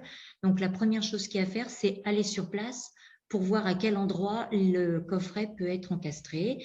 Ça se fait dans le cadre d'opérations diverses parce qu'avec EDF, le dialogue est effectivement très important parce qu'en fonction de la demande, l'opération est très différente. Si ça vient d'une demande de la ville qui veut refaire ses réseaux, si ça vient d'une demande de EDF qui veut les remettre aux normes ou si ça vient d'un particulier qui veut remettre également son immeuble aux normes ou bien refaire sa façade. À l'occasion de ravalement de façade, on en profite pour obliger à l'encastrement des coffrets. Donc, quand on va sur place, on demande à ce que les enduits soient partiellement supprimés. C'est fait souvent aussi en même temps que la restauration, puisque on demande souvent à ce que la façade soit dégagée pour repérer les structures de l'immeuble, voir leur état et voir où est-ce qu'on peut, comment dater l'immeuble, parce que nous en avons qui doivent être rendus en pan de bois apparent et d'autres au contraire qui sont à restituer avec de l'enduit ou avec des bardages. Donc l'image que vous avez là sur la photo, c'est justement un immeuble d'architecture 19e pour lequel il y avait un bardage en bois au rez-de-chaussée. Donc dans ces cas-là, eh bien, comme l'a dit Monsieur Vittori, de toute façon, le coffret est systématiquement demandé à être encastré en recul pour pouvoir devant mettre un petit portillon qui sera donc adapté à l'architecture de l'immeuble. Donc là, on a mis une porte en bois et on voit la lisse saillante qui vient s'inscrire en continuité pour que le coffret soit bien dissimulé. Au-dessus, on a une porte qui peut être soit en bois, soit en métal, soit une porte sur un surcoffret qui est donc remplie d'enduit. On est en train un petit peu d'abandonner d'ailleurs cette dernière formule parce qu'effectivement, ces surcoffrets peuvent être soit remplis en enduit, en briques, en pierre, mais on se rend compte qu'à l'usage, à force d'être ouvert et manipulé, l'enduit, le remplissage tombe. Donc, on préfère maintenant avoir des portes en bois ou métalliques et on va en voir dans les exemples qui suivent. Donc voilà, là, c'est en bois qui reproduit des bardages avec joints creux ou au contraire des planches sans joints qui permettent justement de s'inscrire complètement à côté d'une porte ouvrante et on ne voit pas du tout le coffret, la porte qui s'inscrit bien dans les joints des planches, qu'il est donc facile de calpiner en fonction de la partie plus générale de l'habillage en bois. Ensuite, là, on a pareil un coffret qui s'inscrit donc bien à l'intérieur d'un remplissage de structure en pan de bois. Donc, il disparaît aussi bien que que la porte et on voit en dessous les différentes solutions. Soit la porte est peinte dans le ton de la structure en bois, soit elle reste sans peinture particulière et elle vieillit en même temps que la structure en bois. Et donc ici, alors on se retrouve dans un soubassement en briques. Donc on avait souvent des soupiraux avec des petits décors. Je ne sais pas si vous voyez bien, il y a un petit décor de trous losangés, comme quand on met des grilles d'aération dans les soupiraux.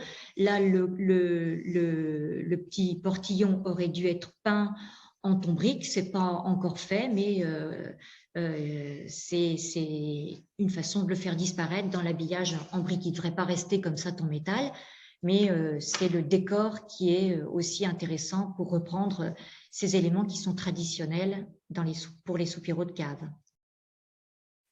Voilà, alors on a des doubles coffrets, on en voit donc qui sont intégrés dans les allèges des fenêtres, de part et d'autre des allèges des fenêtres. On en voit d'autres aussi qui sont intégrés dans les anciennes descentes de cave. Donc là, ça permet d'avoir des proportions plus importantes qui permettent facilement de cacher des coffrets à la place des anciennes descentes de cave. Et ça fait des emplacements assez généreux pour pouvoir mettre des dispositifs techniques plus importants.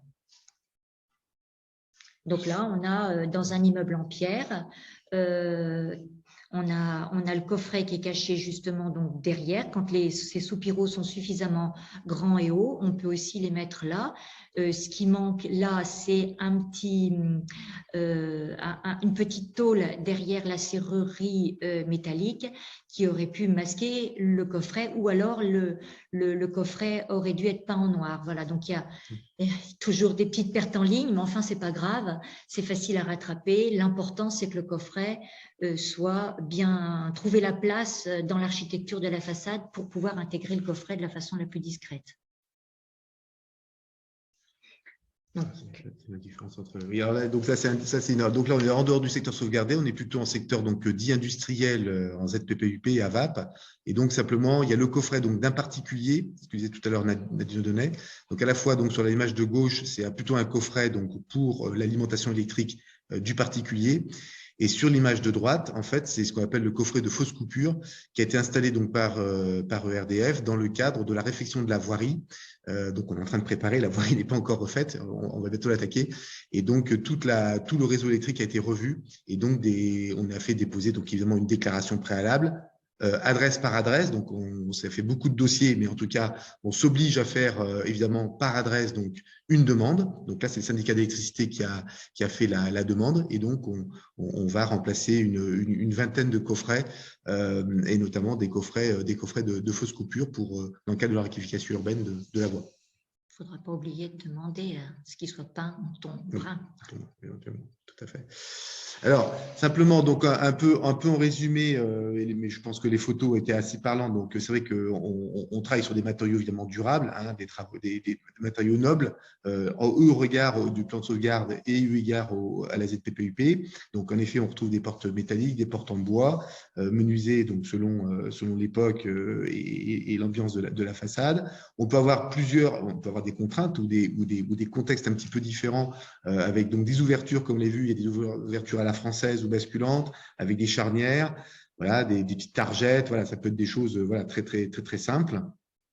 Souvent d'ailleurs, Enedis nous a demandé de rajouter par contre des petits logos à cause des risques d'incendie et que en fait le concessionnaire puisse intervenir rapidement en cas de fuite de gaz ou autre. Donc on a des petits logos qui doivent être normalement posés sur les portes pour que justement on a tellement bien intégré qu'il faut que les équipes d'intervention arrivent quand même sur le coffret relativement rapidement s'il faut couper à la base. Donc ça, c'est des fois ce jeu de la dissimulation et du camouflage peut être aussi finalement pris à contre-pied. Mais bon, voilà, en tout cas, s'il n'y a plus que le petit logo à poser, ça reste tout à fait discret. Et puis, évidemment, comme vous l'avez vu, donc plusieurs situations d'adaptation avec des coffrets très importants quelquefois à masquer ou regrouper quand on a plusieurs choses à mettre. Avec donc vraiment aussi une prise en compte de la composition de la façade et avec les soubassements et notamment les sablières concernant le patrimoine pan de bois. Alors, on a également donc les autres éléments techniques plus importants. Oui, là, c'est les dispositifs de climatisation, donc cachés derrière des ventelles dans les ouvertures. Alors, on crée des ouvertures dans des endroits déjà existants sur les façades. Donc, comme en bas, à l'intérieur de fenêtres, on peut condamner une arrière de fenêtre et remplacer des carreaux par des ventelles de couleur sombre. Donc, ça se voit pas, ou bien carrément donner l'impression qu'il y a des volets à lame qui sont devant les baies dans une façade, ou bien encore en imposte, on voit qu'on ne distingue pas du tout derrière l'imposte qu'en fait ce sont des ventelles là aussi derrière lequel il y a un poste de climatisation. Sous les cages d'escalier, on peut donc trouver des places pour intégrer des armoires, alors là beaucoup plus volumineuses, qui vont pouvoir alimenter tout un immeuble en climatisation, chauffage, et donc qui sont habillées en fonction de l'architecture du bâtiment et implantées de la façon la plus discrète possible, mais toujours avec des matériaux de qualité pour que ça puisse bien s'avaler dans l'intégration d'une cour et des espaces extérieurs. Alors également, en toiture, là aussi, on ne laisse pas les dispositifs à nu, on les enferme toujours dans un habillage, puisque de toute façon, c'est le principe de la règle, ils ne doivent pas être visibles, mais même en toiture, on peut installer ces dispositifs et avoir tout autour les ventelles qui permettent l'aération nécessaire techniquement pour ces dispositifs. Et donc, ils sont très discrets. Dans les jardins, quand les jardins sont assez généreux, on peut trouver aussi des espaces pour intégrer toujours un peu de la même manière, avec du bois, mais bon, ça pourrait être éventuellement d'autres matériaux, mais avec le bois, c'est facile de faire quelque chose qui s'intègre très bien, surtout dans notre style d'architecture qui est dans lequel le bois est très récurrent. Donc simplement en conclusion, mais ça a été dit un petit peu au cours de la présentation, c'est vrai qu'on a quand même, alors heureusement on a parlé du réglementaire, on a parlé de charte de bonne conduite avec les concessionnaires et un dialogue quand même permanent.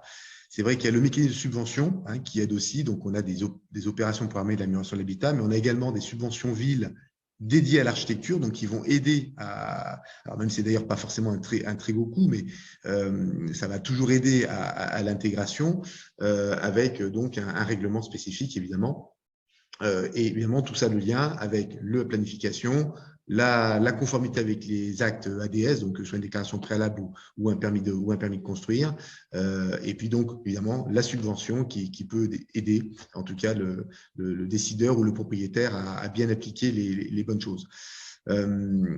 Ensuite, on a la phase de conception qui peut être un peu compliquée parce qu'en fait, quand on a notamment des coffrets de fausses coupures, donc c'est par rapport au réseau électrique qu'on est en train de remettre à niveau sur une voirie.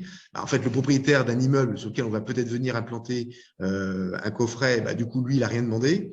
On a le maître d'ouvrage, nous, on est maître d'ouvrage de l'espace public. On a les concessionnaires, eux, qui vont nous garantir que le réseau va être bien posé selon des normes, etc.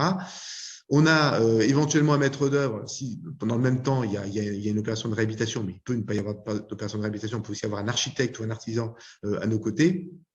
Et donc, à un moment donné, c'est vrai que dans le diffus, c'est pas toujours évident de faire coïncider tout ça. Donc là, dernièrement, on a un bon exemple avec le syndicat d'énergie qui donc a pris en compte cette intégration des coffrets, donc de fausses coupures. C'est lui qui a monté donc tous les dossiers avec notre assistance pour la meilleure intégration possible dans les façades et qui après s'est chargé de prendre contact avec les différents propriétaires. Un coup, ça tombait sur un mur de clôture, un coup, c'était sur un pignon d'une maison. Mais c'est vrai que du coup, on a le syndicat qui s'est fortement mobilisé pour déposer ces dossiers. et donc faire cet accompagnement parce que du coup, c'était comme un travail important, notamment quand on fait des voiries. Tout de suite, on parle d'une vingtaine, d'une trentaine de dossiers, donc aussi une charge de travail à notre côté. Quand même la réflexion est globale, chaque cas est particulier, et donc en fonction de la composition, en fonction de la grammaire de l'immeuble, on va venir proposer une solution différente, et donc ça veut dire aussi un dossier à chaque fois différent. Bon, ça peut être un peu lourd, ça peut être aussi représenter beaucoup de papier, parce que du coup, c'est toujours un peu le même dossier qui est déposé, mais c'est à ce prix-là qu'on arrive à avoir un contrôle serré de la pose, et non pas de dire, bon, c'est bon, vous faites la voirie, posez les coffrets comme vous voulez.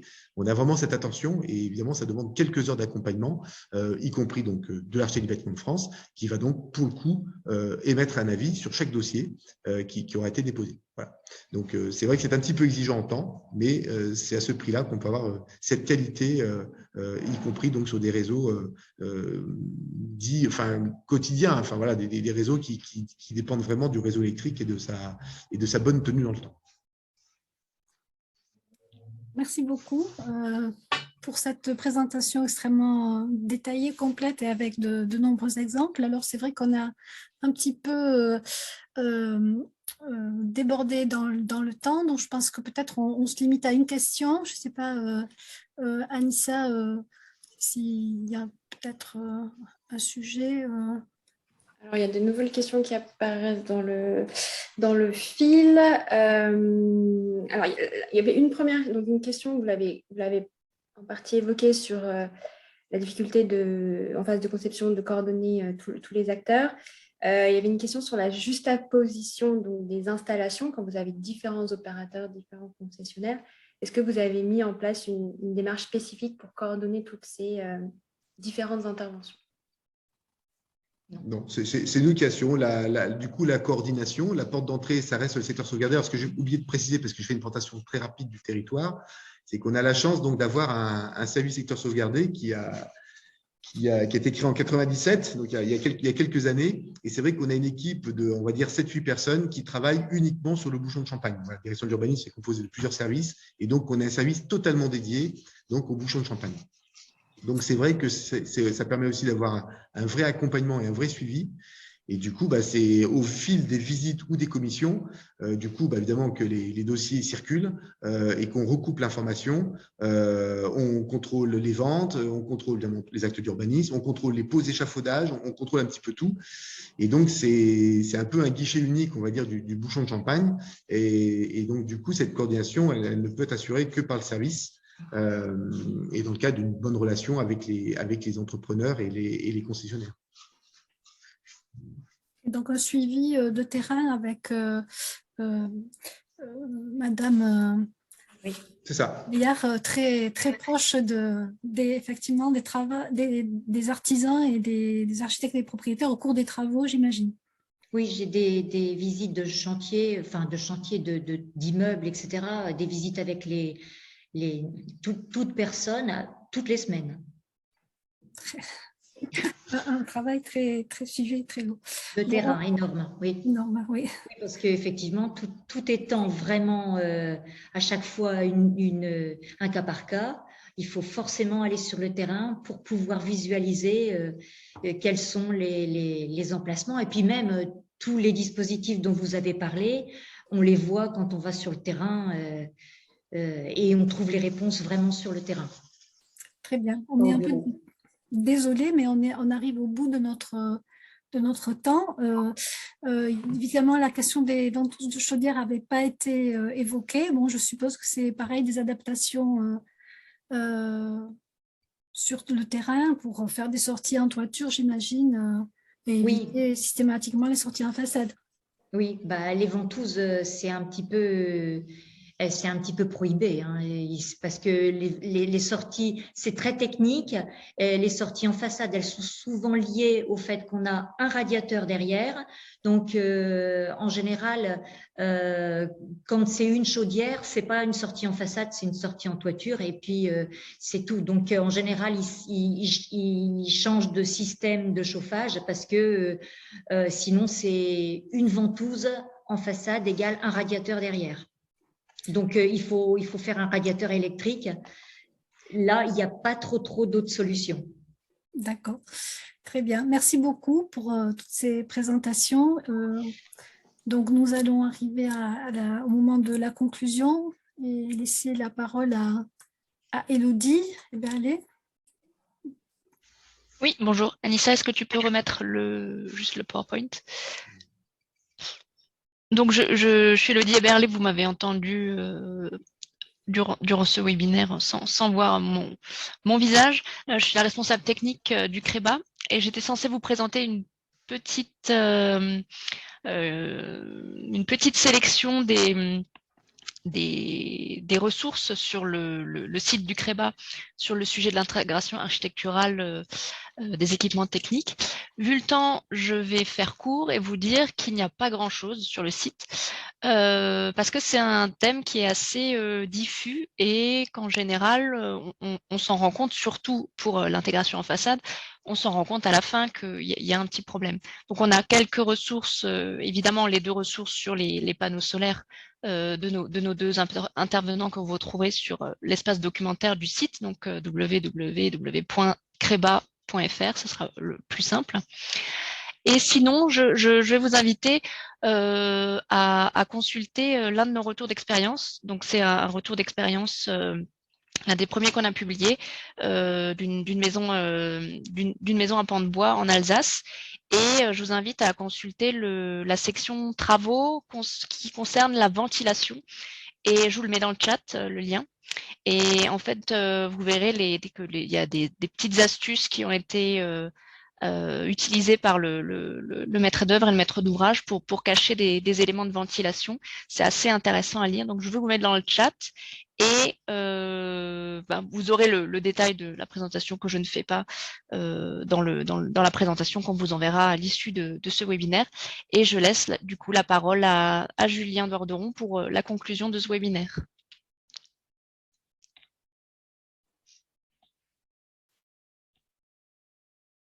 Alors, j'espère que vous m'entendez de nouveau.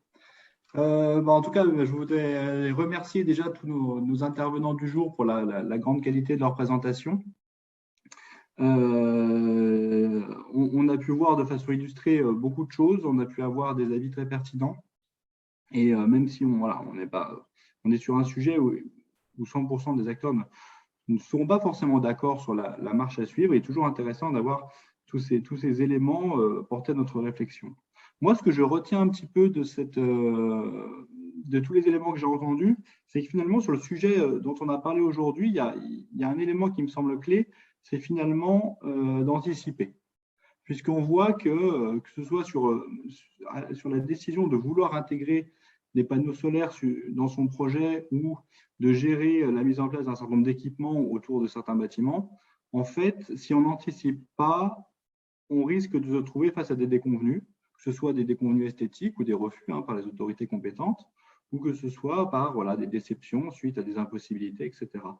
Donc, on a vu sur les panneaux solaires qu'effectivement, très en amont, au moment où l'idée germe d'utiliser ce type de dispositif, il y a toute une réflexion à avoir sur l'emplacement, etc. Est-ce bien une bonne idée? Quelles sont les façons de faire? Quels sont les produits disponibles, etc. Et sur les différents éléments présents sur les façades de nos bâtiments, on a vu également qu'au niveau des différentes autorités, que ce soit municipales ou autres, on avait tout intérêt à anticiper un maximum les choses pour pouvoir proposer aux différents acteurs qui sont nombreux, avec des financements qui sont parfois complexes, on a vu que c'était un peu une jungle, une marche à suivre, de proposer des règles claires qui permettent finalement de sortir par le haut de ces débats-là. Donc voilà, c'est un peu ce que je retiens de cet après-midi, c'est qu'on est sur des sujets qui sont suffisamment complexes et pour que tous nos concitoyens, tous les acteurs s'y retrouvent, on a besoin finalement de les décortiquer en amont et d'avancer au maximum sur les doctrines. Je vous remercie encore une fois. Je remercie l'organisation de ce webinaire, tous les collègues du CREBA qui étaient à la manœuvre pour animer cette séance et puis la préparer, bien sûr. Et puis, je les remercie de m'avoir donné le mot de la fin.